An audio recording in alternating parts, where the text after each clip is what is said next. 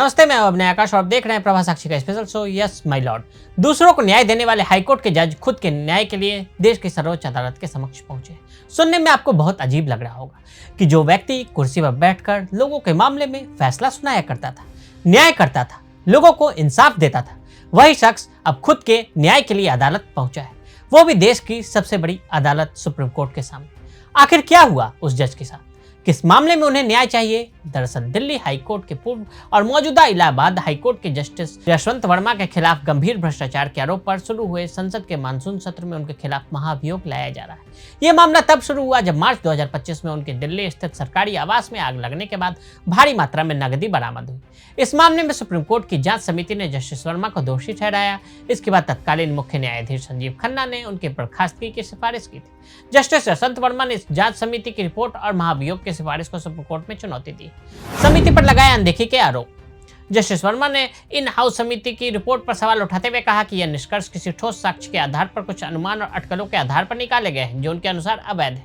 उनका यह भी कहना है कि समिति की एक पूर्व निर्धारित नतीजे हासिल करने के लिए जल्दबाजी में कार्रवाई की और उन्हें पूरा मौका नहीं दिया गया।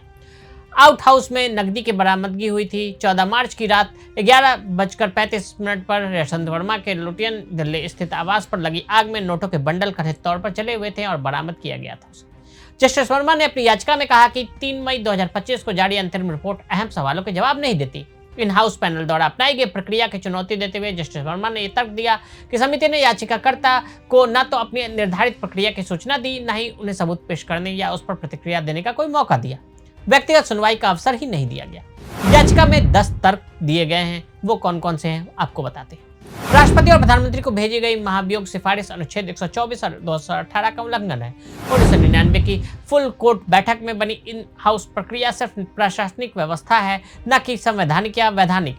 इसे न्यायाधीश को पद से हटाने जैसा गंभीर निर्णय का आधार नहीं बनाया जा सकता। जांच समिति का गठन बिना औपचारिक शिकायत के सिर्फ अनुमानों और अप्रमाणित जानकारियों से किया गया या इन हाउस प्रक्रिया के मूल उद्देश्यों के ही खिलाफ है। 22 मार्च 2025 को प्रेस विज्ञप्ति में आरोपों का सार्वजनिक उल्लेख किया।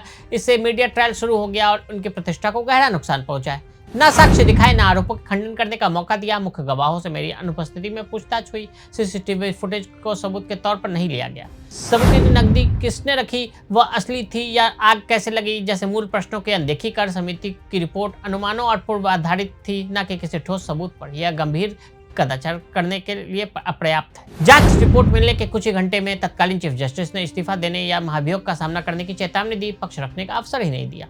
पिछले मामलों में न्यायाधीशों को व्यक्तिगत सुनवाई का मौका मिला था। इस मामले में परंपरा की अनदेखी हुई।